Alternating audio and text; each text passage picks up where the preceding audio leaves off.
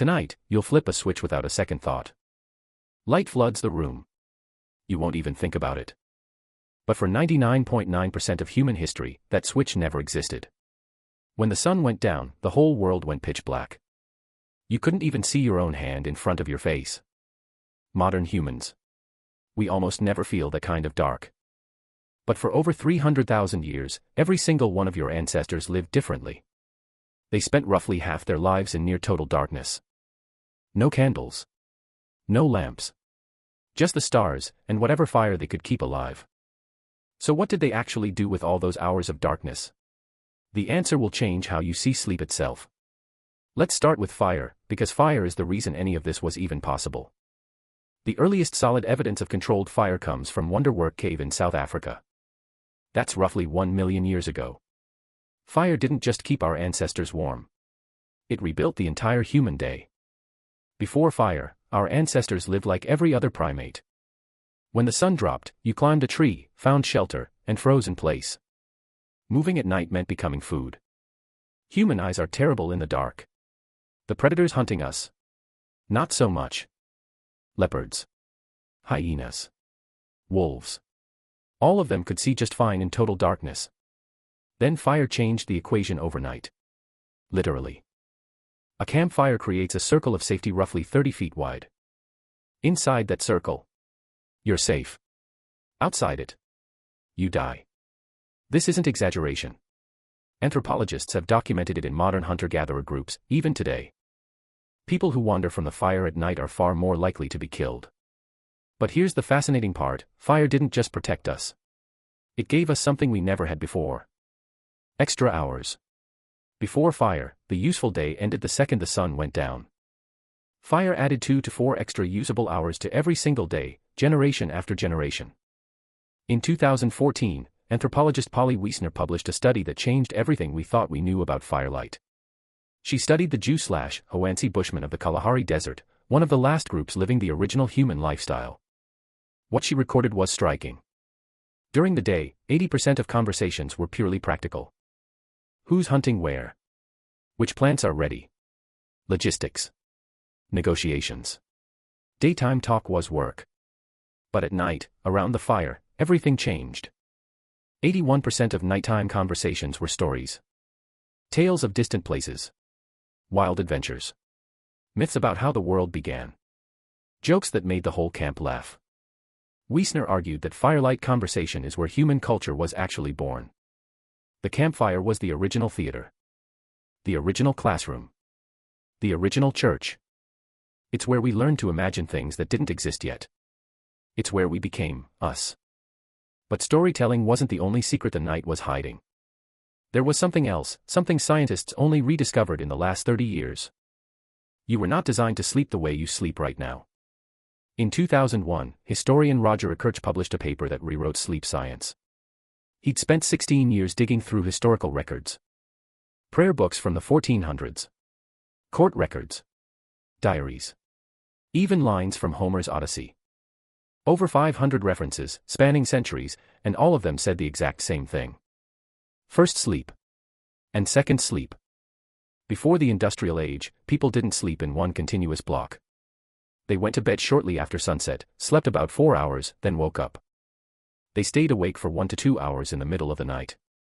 Then they went back to sleep for another 4 hours, until dawn. This wasn't insomnia. This was completely normal. This is how every human on the planet slept, for thousands of years. So what did people actually do during that wakeful hour in the middle of the night? Everything. A 16th century French physician even recommended couples conceive children during this window. People visited neighbors in the dark. They interpreted their dreams while they were still fresh. Some simply lay in the dark and thought. A doctor's manual from the 1500s called this quiet hour the watch. It said this was the best time to study and reflect. The mind was calm. The world was still. Historians had read these references for centuries, but they kept getting it wrong. They couldn't imagine people ever slept differently than we do now. So translators quietly rewrote first sleep into something else entirely. But then, science confirmed exactly what history had been saying all along. In 1992, psychiatrist Thomas Ware ran an experiment at the National Institute of Mental Health. He stripped all artificial light from a group of volunteers' lives. For 1 month, they lived with 14 hours of darkness every night. Just like our ancestors would have, before fire extended the evening. Within weeks, every single participant settled into the exact same pattern. 4 hours of sleep. Then quiet wakefulness. Then 4 more hours of sleep. Nobody told them to do this. Nobody suggested it. It was as if an ancient program had been waiting inside them the whole time.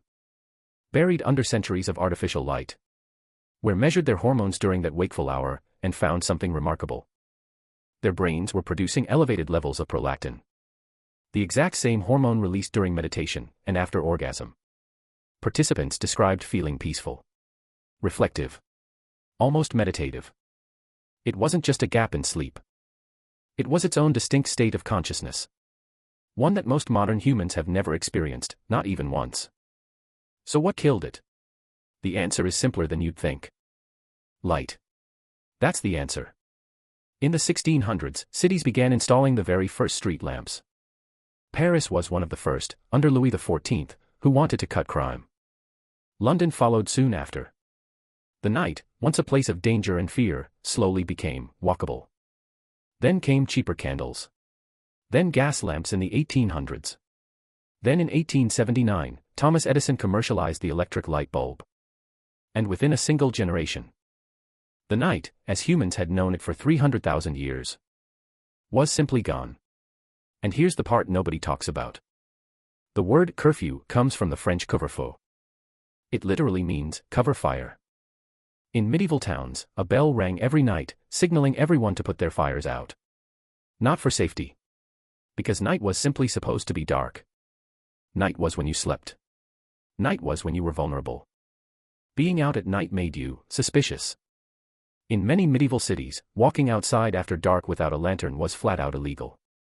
Night belonged to criminals and the supernatural.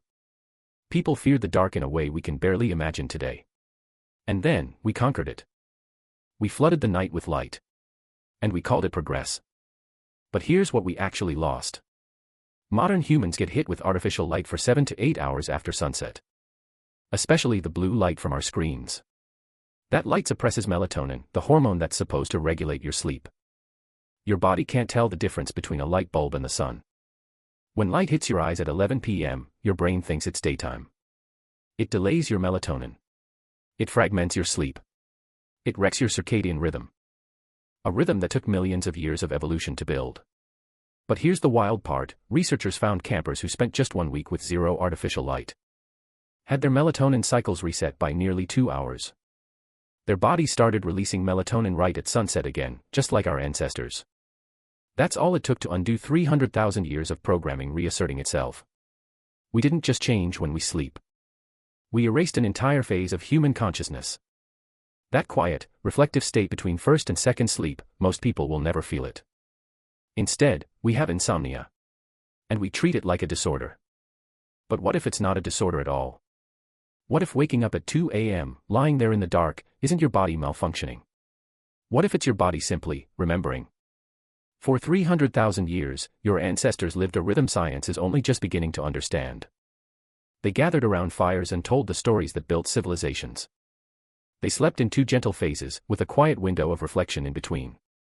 Their nights were so dark, the Milky Way was just the sky. Every night, they woke between first and second sleep and simply thought about their lives, their dreams, the world waiting for them at dawn. We traded all of that for a light switch.